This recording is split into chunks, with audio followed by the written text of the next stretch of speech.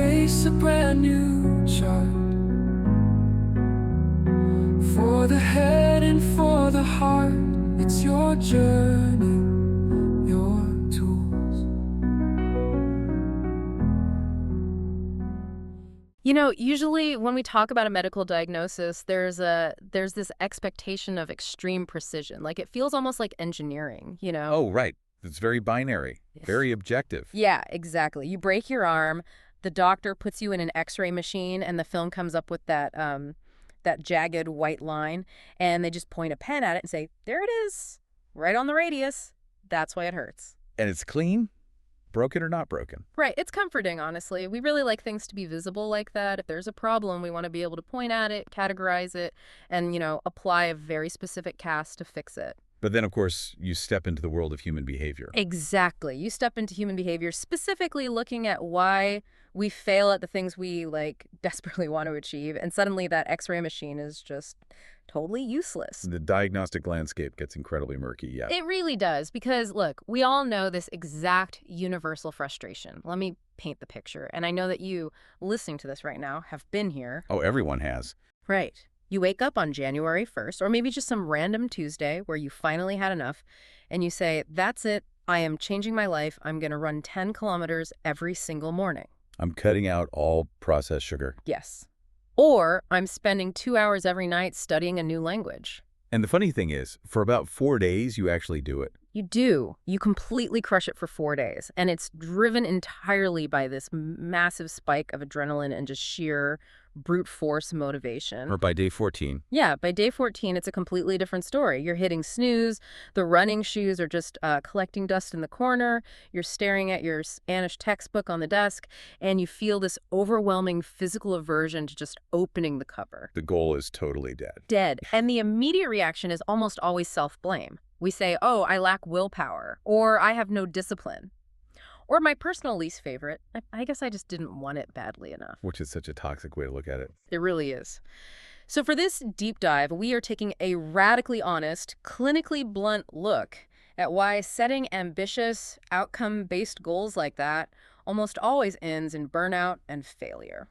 And we really need to establish some ground rules for this exploration right off the bat. Yes, please, set the stage. If you are tuning in looking for advice on manifesting your reality or faking it till you make it or just trying to smile through the pain with positive affirmations, we are throwing all of that completely out the window. Totally out. We aren't here to talk about your spirit or your aura today. Exactly. Today is strictly about biological systems. We're talking metabolic costs and the hard, undeniable wiring of the brain. We're going to look at the literal physical structures inside your skull that dictate why you do what you do.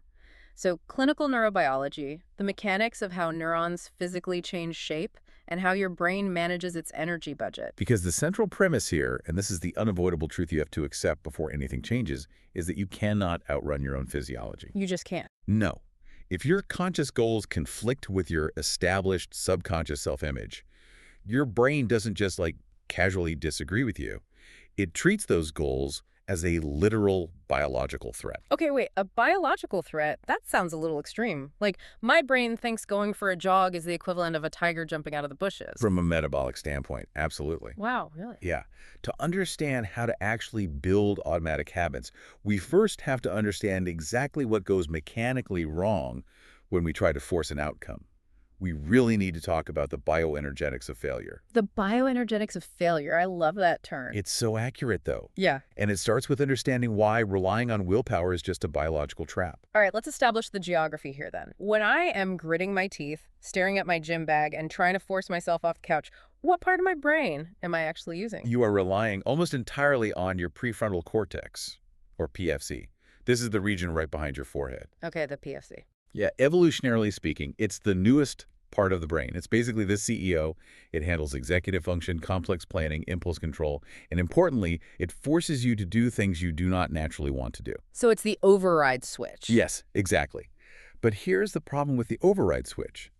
When you set an outcome-based goal, like, say, running 10 kilometers, your brain immediately references your current identity to see if that goal makes sense. Right. It checks the files. It checks the files. And your deeply held internal narrative is, well, I am someone who hates exercise, or I am out of shape. You have a massive discrepancy. Your core identity says one thing, but your conscious mind is demanding an action that completely contradicts it.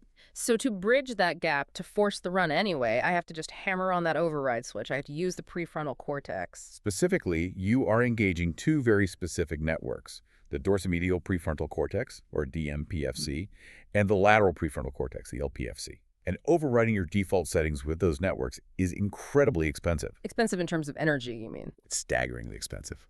Let's just look at the sheer clinical reality of your brain's energy budget for a second. The human brain makes up about, what, 2% of your total body weight? Yeah, it's pretty small. But it consumes 20% of your body's daily energy expenditure. It is a wildly greedy organ. Wow, 20%. And within that greedy organ, the prefrontal cortex is the absolute most resource-intensive, energy-guzzling region we possess. So every time I force myself out the door in the freezing cold, or every time I force myself to read that textbook instead of doom scrolling on my phone, I am draining a very specific, very limited biological battery. Precisely.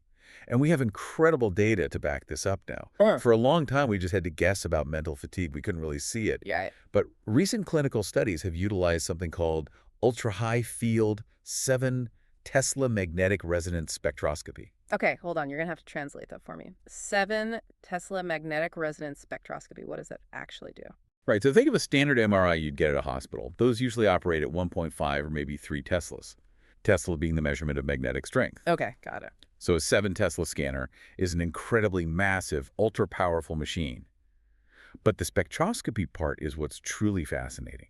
It doesn't just take a picture of the brain's shape.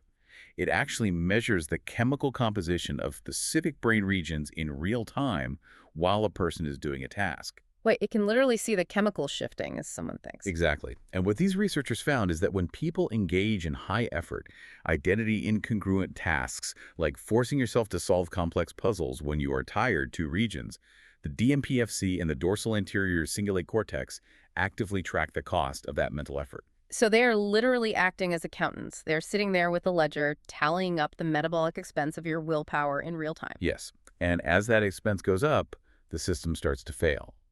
Now, for a long time, popular psychology had a very specific, very simple explanation for this failure.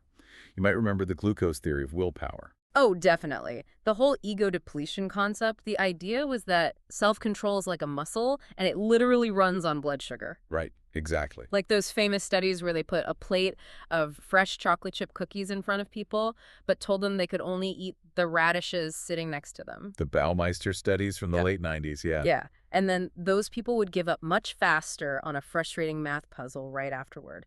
And the prevailing wisdom was, well, they used up all their brain glucose resisting the cookie. Right, so the solution was just drink a glass of sugary lemonade, replenish your glucose, and your willpower comes back online. It was a very neat, very comforting theory. Drink some sugar, get your willpower back. It was.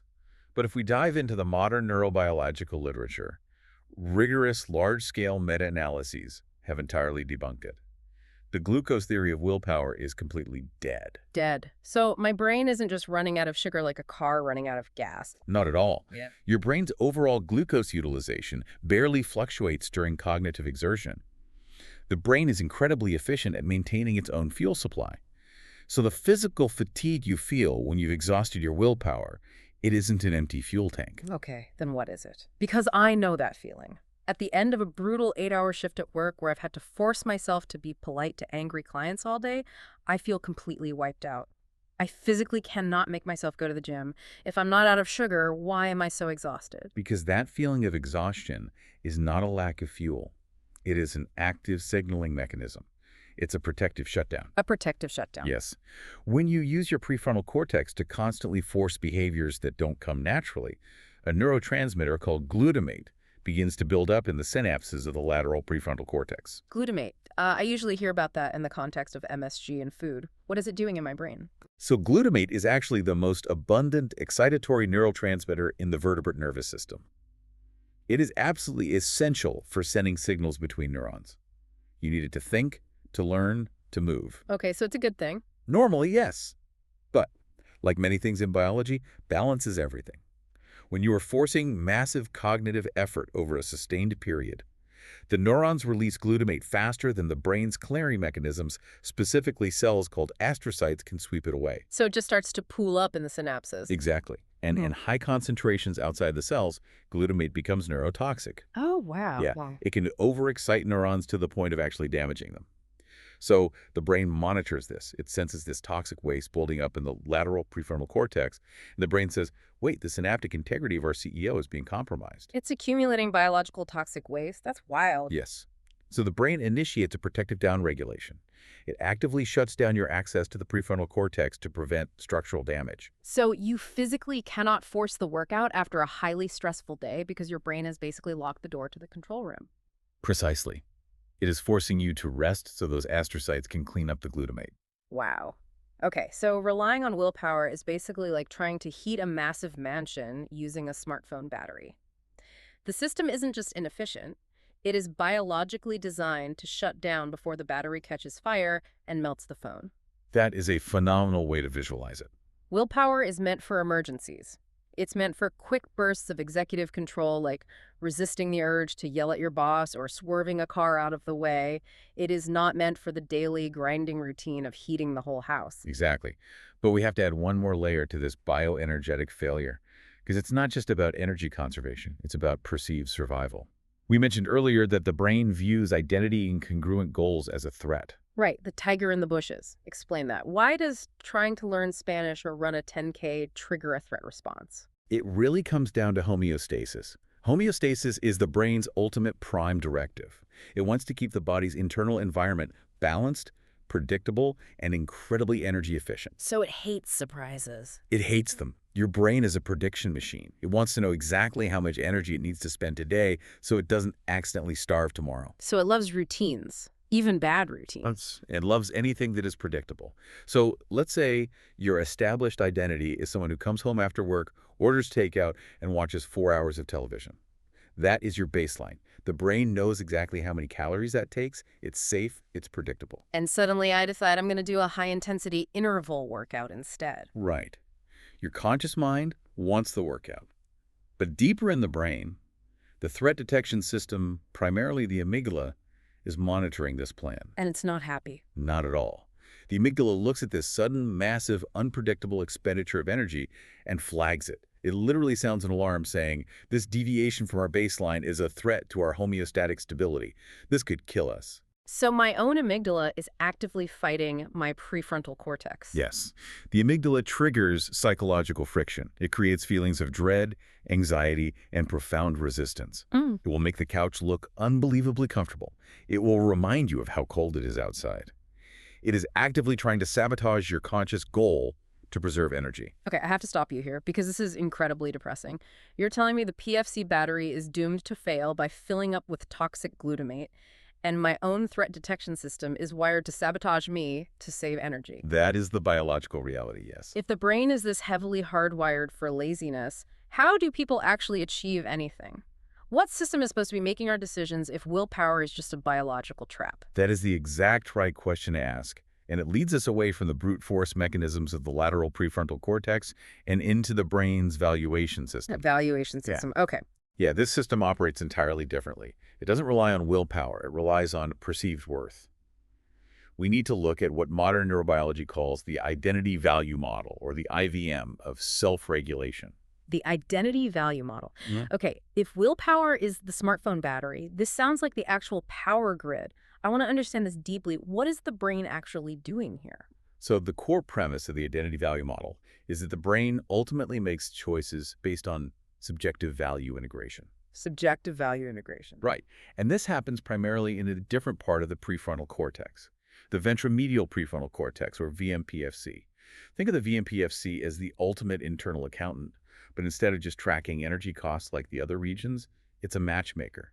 Its primary job is matching preferences with possibilities. Matching preferences with possibilities. Okay, walk me through that. Give me a physical example of how the VMPFC operates when I'm, say, standing in my kitchen at 6 a.m., staring at my running shoes, trying to decide if I'm going to jog or go back to bed. Okay, great example. In that split second, the VMPFC takes in a massive stream of data. It calculates the temperature of the room. It assesses how much sleep you got. It calculates the physical discomfort of running. And then, crucially, It pulls up the file on your core identity. It asks, who are we? And what if the file says, we are someone who values comfort and hates sweating? Then the VMPFC runs the calculus and assigns a very low subjective value to the act of putting on the shoes. It says the cost of running is high and the identity payoff is 0. Ouch. Conversely, it looks at the warm bed and assigns it a massive subjective value. It perfectly matches your preference for comfort. The bed wins the math. No contest. But what if I've actually started to shift my identity? What if I genuinely believe deep down I'm an athlete or I am a runner? This is where the magic of the VMPFC happens. Yeah. If the behavior aligns with a highly valued core identity, the VMPFC assigns the act of running a significantly higher subjective value. It mathematically overrides the temptation of the bed. Really? Yeah. And it doesn't do this by forcing you or by draining the willpower battery. It does it because the brain fundamentally, biologically, values confirming its own identity. So it's like the brain gives a massive metabolic discount to an action. If it reinforces who you think you are, it makes the hard thing feel less expensive. Exactly. It subsidizes the cost. And we have fascinating evidence of just how exquisitely sensitive the VMPFC is to identity. There are studies in our sources looking at a very simple linguistic shift, what researchers call the noun-verb manipulation. Noun versus verb, like how you talk about the action. Yes. Researchers found that shifting how you describe a behavior from a verb to a noun dramatically alters your ability to perform that behavior without mental fatigue. So like the difference between saying I run and I am a runner. Precisely. Let's break down the psychology of that. I run is a verb. It describes an action. It's something you do, which implies it's something you could also not do. It exists outside of you. Executing a verb requires that top-down, effortful prefrontal cortex control. But I am a runner is a noun. It's a statement of existence. It is an identity. And the clinical studies show that when subjects frame the goal as a noun, self-regulatory behavior dramatically increases. Because it taps into the VMPFC. Exactly. It directly taps into the VMPFC's identity value tracking.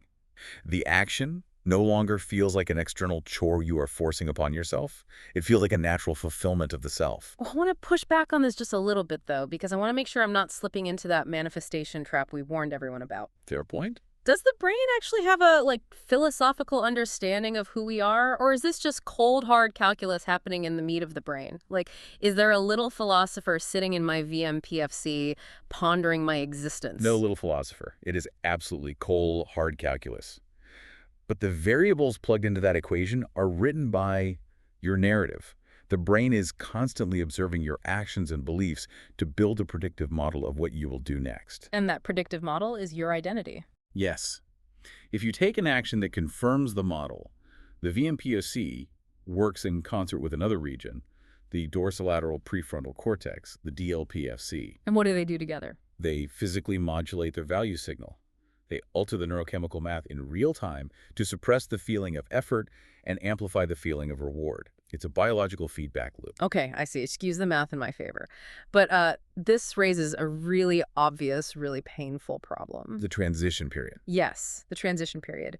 If aligning identity with action lowers energy costs and makes things easy, what happens when they don't align yet? That is the hard part. What happens during week 2 when I want to be a runner, but my actual biological identity file still says couch potato? I can't just noun verb my way out of the fact that my brain knows I haven't jogged in 3 years. My brain knows I'm lying, right? Your brain absolutely knows. And when your conscious desire clashes with your established biological identity, the brain creates friction.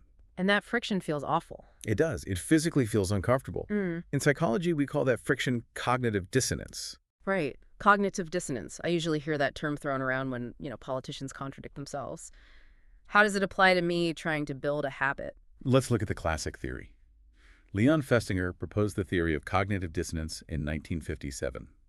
Simply put, it is the mental unease, which often translates into literal physical discomfort in the body that you experience when your cognitions, meaning your beliefs or values, conflict with your actions. Give me a real-world example of that. Okay, you firmly believe that you are a healthy person who cares about longevity.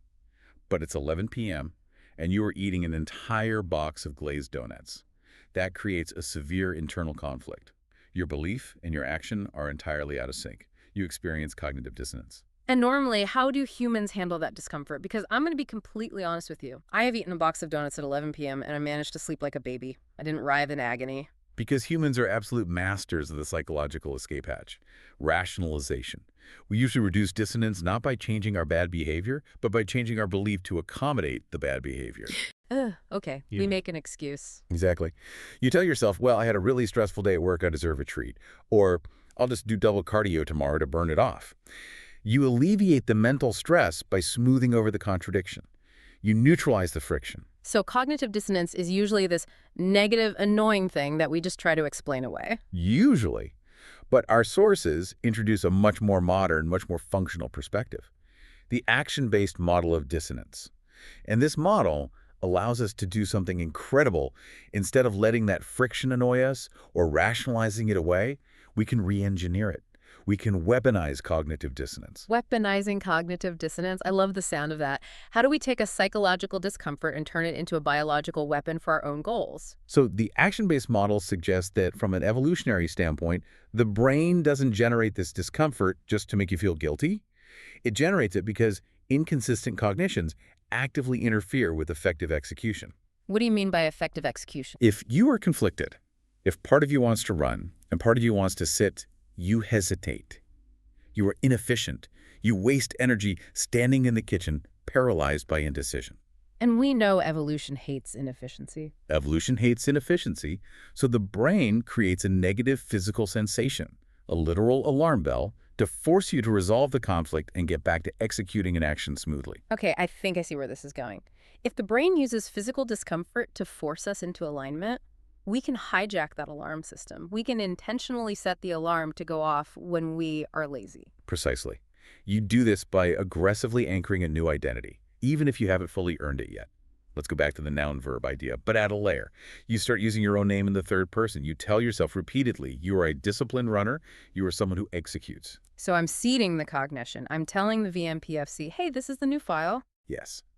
And once that identity is seated, you have created a trap for your own laziness.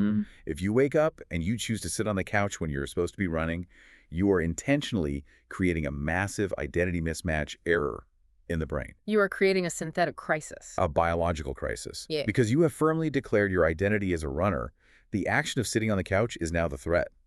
When that mismatch occurs, a specific region of the brain called the dorsal anterior cingulate cortex, the DACC, detects the conflict. The DACC acts as the brain's error detection monitor, and it sounds the alarm. What does that alarm actually feel like in the body? It initiates a severe negative affective state. It makes you feel anxious, restless, agitated, and physically uncomfortable in your own skin. And here's the brilliant part of weaponizing it. Because you have anchored your identity so firmly to being a disciplined runner, the old rationalizations just don't work anymore. Oh, because I can't just tell myself I deserve a break, because a disciplined runner wouldn't take a break on day 3. Exactly. You have cut off the escape hatch of rationalization. The only way to relieve the severe physical discomfort generated by the DACC is to resolve the conflict by taking the action. You have to go for the run just to make the alarm bell stop ringing. That is incredibly blunt. It's almost entirely devoid of romance. Very true. We aren't trying to feel good about running. We aren't waiting for the clouds to part and a magical wave of motivation to wash over us. We are actively trying to make our brain feel physically, biologically sick and uncomfortable when we sit on the couch. It is the ultimate biological hack. You are boxing your brain into a corner where the path of least resistance, the path that relieves the physical pain of dissonance, is actually doing the hard work. You aren't running because you feel positive. You are running because the biological discomfort of not running has mathematically surpassed the physical discomfort of the jog itself. You've used the brain's own threat detection and error monitoring systems to force the behavior. That is the exact mechanism. You are using the brain's hardwiring against its own laziness. Okay, so we have weaponized dissonance. We've created this synthetic crisis that gets us off the couch for a few weeks because we can't stand the anxiety of failing our new identity. Yeah. But, I mean, that sounds exhausting too, just in a different way. We don't want to rely on internal alarm bells and anxiety forever. Eventually, we want this to just be easy. We want it to be automatic. How does that single action, an action forced by discomfort, start to permanently alter the physical structure of the brain? How do we build the permanent hardware of a habit? To understand how the hardware changes, we have to move out of the realm of psychology and into hard cellular neuroplasticity. We need to talk about Hebbian learning. Hebbian learning. Yes. Yeah. In 1949, a neuropsychologist named Donald Hebb introduced a postulate that completely revolutionized our understanding of the brain. He summarized it with a phrase that is now the bedrock of neuroscience. Neurons that fire together wire together. Neurons that fire together, wire together. It's a catchy phrase. You hear it in every self-help seminar. But what does that actually mean on a microscopic level? When I force myself out the door, what is physically happening in the meat of my brain? It's a process called long-term potentiation, or LTP. To visualize this, imagine a dense, heavily overgrown forest. You are trying to walk from one side to the other. The very first time you try to walk through it, it is incredibly difficult. Lots of bushwhacking. Right. You have a machete, you are hacking away at the thick vines, stumbling over roots. It takes a massive amount of energy, and you move incredibly slowly. And this represents a brand new behavior. Yes. In the brain, a new behavior is a weak, unestablished path through a dense neural network. Because there is no established connection, it requires a very high electrical charge to force the signal across the gap between the neurons. That high electrical charge requires massive effort from your prefrontal cortex. It's exhausting. But if I walk that exact same path through the forest every single day, The path starts to clear. The vines are trampled down. The roots are pushed aside. It becomes a recognizable trail. Then it becomes a cleared dirt road. Eventually, it becomes a paved, multi-lane highway where you can drive 90 miles an hour without even thinking about it. how does the brain pave the highway, though? By taking tiny, frictionless actions. These actions act as undeniable physical evidence to a deep brain structure called the basal ganglia. Tiny, frictionless actions. Like what? Like just putting on your running shoes and walking to the mailbox? Wait, really? Just walk into the mailbox, not even running the full 10K? Yes. You don't have to run the 10K to build the initial neural pathway. Mm-hmm. The sheer act of putting on the shoes and stepping outside is what we call a vote. And every single time you cast that physical vote, 3 distinct clinical physical changes occur in the brain to make that pathway more efficient. Okay, walk me through the 3 changes. I want to know exactly what I'm building here. First, the synaptic knobs physically enlarge. What are synaptic knobs? They are the actual physical contact points at the end of a neuron where it connects to the next neuron. Oh. When you repeat an action, these knobs physically swell and grow bigger. This creates a larger surface area, which facilitates an easier, wider transmission of chemical signals across the synaptic cleft. So they're literally expanding the bandwidth of the connection. Exactly. Second, and this is crucial for speed, a process called myelination occurs. Myelination. I've heard that term associated with muscle memory in athletes, I think. It's the exact same concept. There are supportive cells in your brain called oligodendrocytes. When a specific neural pathway fires repeatedly, these cells start wrapping a fatty white substance called myelin around the axon of the neuron. Like wrapping insulation around an electrical wire. It is exactly like electrical tape. Before myelination, the electrical signal kind of leaks out as it travels down the nerve fiber, making it slow and weak. But this fatty myelin sheath dramatically prevents signal leakage. It keeps it contained. Yes. And it forces the electrical signal to jump incredibly fast between these tiny gaps in the sheath called the nodes of Renvier. The more you do the action, the thicker the myelin gets, and the faster and more effortlessly the habit fires. It's upgrading from a slow, glitchy dial-up internet connection to a dedicated fiber optic cable. Perfect analogy. And then the third physical change occurs. As these connections thicken and speed up, they form what neuroscientists call engrams. An engram, what is that? An engram is a stable cell assembly. It is a network of thousands of neurons that have fired together so often and have been so heavily myelinated that they no longer act as individual cells. They now act as a single, unified, functional unit. So I no longer have to think about the individual exhausting steps. I don't have to think, step 1, find socks, step 2, tie left shoe, step 3, open door, step 4, start jogging. Exactly. When an engram forms, the entire sequence fires all at once. The cue triggers the whole assembly. Okay, this is fascinating, but I have a mechanical question. How does the brain know which paths to pave and which ones to ignore? I mean, I tie my shoes every day, but I also mindlessly scroll on my phone every day. The brain has to be getting some kind of signal that says, hey, this was a good idea, let's pour some myelin on this connection. It does, and that signal is dopamine. Ah, dopamine. Yes. But to understand how this works for habits, we need to correct a massive, incredibly pervasive public misunderstanding about what dopamine actually is. You mean the idea that it's the pleasure chemical, the happy hormone? Yes. Pop culture has completely distorted dopamine.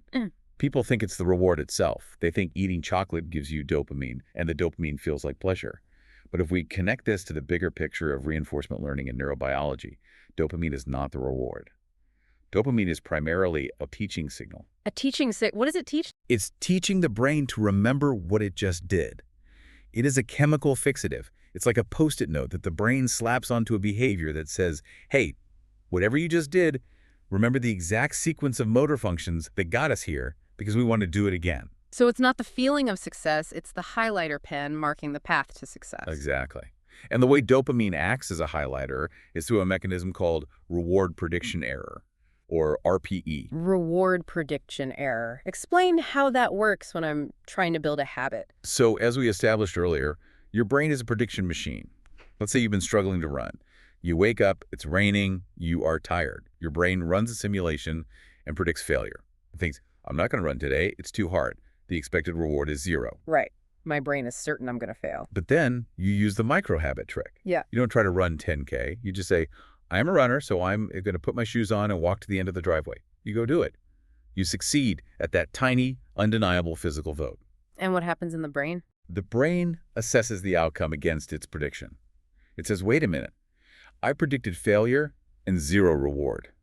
But we actually achieved success. The outcome was vastly better than predicted. That positive discrepancy is the reward prediction error. Yes. A high positive RPE triggers a massive, highly concentrated spike of dopamine in the striatum. That dopamine washes over the exact synapses that just fired to put the shoes on. Wow. It tells the basal ganglia that was unexpectedly successful. Wire those neurons together permanently. It vastly accelerates the Hebbian learning process, specifically the myelination. Okay, wait. Let me push back on this. Because if the brain just needs evidence of success and dopamine to wire these things together, why doesn't faking it till you make it work? If I just stand in front of my bathroom mirror, look myself in the eye and shout, I am an Olympic athlete, I love running, shouldn't that trigger some dopamine and start wiring my brain? Why do I actually have to put the shoes on? This raises a profoundly important question, and it is the exact reason why we threw out all that manifestation fluff at the beginning of the deep dive. It goes back to the fundamental difference between conscious, cognitive thought and biological motor sensory reality. Break that down for me. Faking it till you make it, or shouting affirmations in a mirror, is a purely cognitive exercise. It is a fabricated thought generated entirely by your prefrontal cortex. And as we discussed at length, the prefrontal cortex is a fragile, easily drained battery that is highly susceptible to glutamate toxicity. Right. You're trying to convince the brain using the exact system that is prone to exhaustion and failure. So I'm trying to trick the accountant using the accountant's own spreadsheet. If the brain knows I'm just thinking really hard. Right. The deeper automated systems of the brain, specifically the basal ganglia where habits live, do not speak the language of affirmations. They don't understand English. They don't care about your positive thought. Then what language do they speak? They speak the language of motor sensory reality, physiology. When you put on your shoes and walk to the mailbox, that is an undeniable physical reality. Your motor cortex fires to move your muscles. Your sensory organs register the feeling of the laces, the temperature of the air. Your heart rate changes slightly. Your proprioception shifts as you walk. It's an avalanche of hard data. It is empirical evidence. Yeah. The basal ganglia cannot deny that evidence. It is a physical vote. And in the hierarchy of the brain, the consistency of the physical vote vastly outweighs the intensity of the cognitive effort. You simply cannot think your way into a new identity. You have to act your way into it, one tiny, undeniable motor sensory vote at a time. Okay, that makes perfect sense. The brain requires physical proof before it commits resources to building my limb. So let's say I've done this. I've used cognitive dissonance to get me moving initially. I've cast hundreds of these tiny physical votes. The synaptic knobs have grown. The myelin is wrapping tight around the axons. The engrams have formed. Eventually, the brain has to realize it doesn't need to keep spending prefrontal cortex energy on this, right? It has to automate it. Yes. And this brings us to the final and most crucial phase of permanent habit formation. We call this the striatal shift. The striatal shift. As all these physical changes reach a critical mass, the brain performs a literal geographical handoff of the behavior. It physically moves the control of the behavior from the conscious, effortful regions of the brain to the deep, unconscious, automated regions. We are finally moving away from the fragile smartphone battery and plugging into the heavy-duty engine. Exactly. And this heavy-duty engine is the basal ganglia, specifically a highly specialized region within it called the striatum. But it's not a single jump. It's a migration. When you first start learning a behavior, The electrical activity is heavily concentrated in what we call the associative striatum, primarily an area called the caudate nucleus. The associative striatum, what is its role? The associative striatum works incredibly closely with the prefrontal cortex. It handles the early stages of learning. It requires high conscious effort, deliberate planning, constant error checking. It is metabolically exhausting. This is the phase of learning to drive where you are gripping the steering wheel so tight your knuckles are white and you have to physically turn off the car radio just so you can concentrate enough to parallel park. That is the perfect example of the associative striatum at work. But as you continue to cast those physical votes, as the myelin builds and the engrams solidify, the neural activity physically migrates. We can actually see this on scans. The activity shifts away from the associative striatum and moves deep into the sensorimotor striatum, specifically an area called the dorsolateral striatum, or the DLS. So the dorsolateral striatum, the DLS, why is this specific area so important? Because the DLS is the holy grail of automaticity. It is the cruise control. It is responsible for a neurological phenomenon called task bracketing. Task bracketing, like putting brackets around an equation in math. Very similar. When a behavior moves to the DLS, the brain stops seeing it as a long, exhausting series of individual choices. It stops seeing find shoes, tie shoes, open door. Instead, the DLS bundles that entire sequence of actions, the cue, the routine, and the reward, into a single, consolidated, automated chunk. It's like programming a macro on a computer keyboard. You press one single button and the computer flawlessly executes 20 complex commands in a fraction of a second. Precisely. And here is the true power of the DLS. Once a task is bracketed there, it runs entirely independent of your mood, your motivation, or the surrounding context. It doesn't care if you are tired. It doesn't care if you are stressed. If the cue is present, the program executes. It's completely decoupled from willpower. Completely. Furthermore, the clinical data reveals a fascinating dynamic between two specific areas of the prefrontal cortex that occurs during this automation phase. It's an interaction between the infralimbic cortex, the IL, and the prelimbic cortex, the PL. IL versus PL. It sounds like a turf war inside the frontal lobe. It is absolutely a balance of power. The prelimbic cortex, the PL, is responsible for active, conscious, goal-directed behavior. It's the part of you that is constantly evaluating, I am doing this specific action because I want to achieve this specific outcome. It's very demanding. Okay, and the infralimbic cortex, what does that do? The infralimbic cortex, the IL, is the champion of habits. It actively supports the automated behaviors housed in the DLS. And here is the amazing part. As a habit becomes deeply ingrained, as the DLS takes over, the infralimbic cortex actively suppresses the prelimbic cortex. It shuts down the goal-directed part of the brain. Yes. It essentially tells the conscious, overthinking brain, quiet down. We don't need to analyze the outcome anymore. We don't need to debate if this is a good idea. We just run the program. So true automaticity is when the brain actually stops caring about the end goal and just executes the routine because the routine is a goal. The action has become its own justification. Yes. And here's the most profound counterintuitive proof of that mechanism. We talked about dopamine earlier, how a dopamine spike is required to learn the habit. Right, the reward prediction error. Well, clinical data shows that once a behavior is fully bracketed and housed in the dorsolateral striatum, the reward-specific dopamine firing actually declines. It drops off significantly. Really? The dopamine goes away? I thought chasing dopamine was the whole point of human behavior. It was the point during the learning phase. It was the highlighter pen. But once the DLS has fully bracketed the task and the myelin has paved the fiber optic highway, the brain simply no longer needs a massive neurochemical payoff to convince itself to do the action. The action is no longer a massive expenditure of effort. It has mathematically become the path of least resistance. It takes more energy to not do it. Exactly. The habit executes simply because the cue is present. You don't need dopamine to tie your shoes, you just tie them. Okay, I want to make sure we tie all of this together. So what does this massive journey through the brain actually mean for the listener? It means we are fundamentally moving a behavior from the brain's manual transmission, the prefrontal cortex, which inevitably burns out the clutch and fills with toxic glutamate, into the brain's cruise control, basal ganglia. We have taken a conscious, painful state, and by using biology, we've hammered it into our neurology until it becomes an unconscious, effortless trait. That is exactly what the neurobiology shows. The transition from state to trait is not a shift in attitude. It is a literal physical migration of electrical activity across the architecture of your brain. Okay, let's bring this all home. If you, listening to this, take away anything from this deep dive, let it be this. Stop blaming your lack of willpower or your lack of motivation when you fail at a goal. Motivation is an emotion, and emotions are chemically fleeting. Willpower is a limited biological battery that lives in the most energy-hungry, delicate part of your brain. It is meant for emergencies. It is meant for avoiding sudden danger, not for dragging you out of bed for a 10K run every morning for the rest of your life. If you want to build a habit that lasts, you have to stop fighting your biology and start using it. You must align the action with your core identity so the ventromedial prefrontal cortex values it and subsidizes the energy cost. You must use cognitive dissonance to your advantage, making the failure to act physically more uncomfortable than the action itself.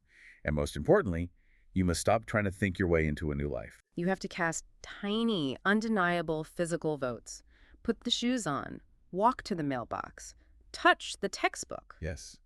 You must provide the raw, motor sensory evidence necessary to physically enlarge those synaptic knobs, build that thick myelin sheath, and eventually shift the behavior entirely into the dorsolateral striatum where it belongs. Because once it's in the DLS, you don't have to force yourself to be a runner anymore. You don't have to convince yourself. You just are one. Exactly. And if we want to leave the listener with something truly profound to mull over, we need to look at the extreme end of this Hebbian plasticity, because we've been talking about building memories and habits. But these automated identities we build, these heavily myelinated engrams, they are vastly more permanent than we ever imagined. How permanent are we talking? Give me the extreme example. Well, research into extreme structural brain remodeling has shown mind-bending results regarding where these habits truly live. Consider mammalian hibernation. When certain animals hibernate, their brain undergoes massive structural changes to save energy. We are talking about severe synaptic pruning. Synapses literally disconnect and retract. The physical connections are broken. So the hardware is literally dismantled to save power. Yes. Yet when they wake up in the spring and the brain warms back up, the memories, the automated routines, and the learned behaviors return perfectly intact. If the physical connections were broken, how do they remember? It gets even more bizarre. Look at the planarian flatworm. This is a classic model organism in neurobiology. You can train a planarian flatworm to navigate a complex maze to find food. It learns the habit. Then researchers can literally cut off the flatworm's head. Okay, that's incredibly grim, but go on. The planarian is unique because it can regenerate. It will regrow a completely new head, including a completely new, structurally distinct brain. And here's the astonishing part. That entirely new brain will still remember how to solve the maze. Wait, stop. It regrows a completely new brain made of entirely new cells, and the memory of the maze is still there. How is that biologically possible if the original synapses, the original engrams, were destroyed? Where is the habit hiding? It proves that memory and the core traits of our identity eventually rely on more than just the physical connection between two neurons. As a habit becomes deeply ingrained, it triggers epigenetic modifications deep within the cell's nucleus. Epigenetics, meaning it's affecting the DNA itself. It alters how your DNA is transcribed, and it relies on self-sustaining proteins. Do you recall the research on PKMZ, often referred to as the memory molecule? Right, protein kinase MZ, the kinase that acts as the long-term chemical fixative for long-term potentiation. Exactly. PKMZ is a self-replicating engine of memory. It maintains synaptic changes and cellular memory, despite the constant turnover of proteins in the body, and even despite massive structural damage. The repeated identity-aligned behaviors you perform cause these epigenetic changes. The identities we forge and automate don't just change our surface-level habits. They literally alter our genetic expression at a cellular level. So the changes we are making by casting those tiny physical votes, they go all the way down to the base code of our biology. They do. They become part of your cellular makeup. So the provocative question we have to leave you with is this. If our automated identities, driven by these molecules and epigenetic marks, are so incredibly robust that they can survive extreme structural brain destruction, like hibernation, or even literal decapitation, what does that say about the permanence of the limits we place on ourselves? Wow. If a worm can keep its memories after growing a completely new head, maybe we can stop letting our old, outdated identities hold us back. The limitations we think we have, I'm not a runner, I'm not disciplined, they're just old code. And it brings us right back to the beginning. The medical diagnosis, the X-ray. When you fail to build a habit, when you stumble on day 14, the X-ray doesn't show a broken bone. It doesn't show a lack of moral character or a weak spirit or that you didn't want it badly enough. It just shows a highly efficient, energy-conserving biological machine that is doing exactly what it was programmed to do. The machine isn't broken. Your brain is working perfectly. You just have to stop trying to force the gears with a dead battery and start learning how to rewrite the code. Your journey, your tools. It's the strength to build anew. It's the light to guide you through. It's the choice to find your way.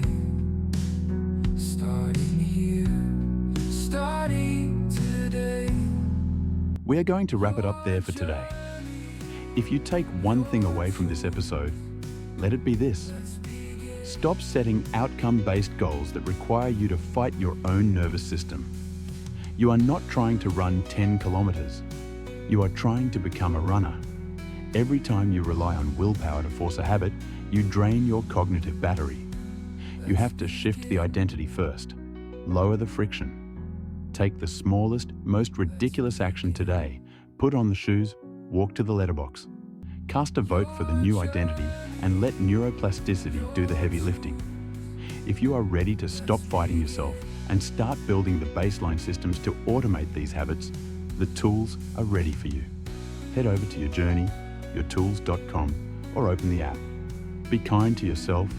You are doing better than you think, and I'll catch you on your journey.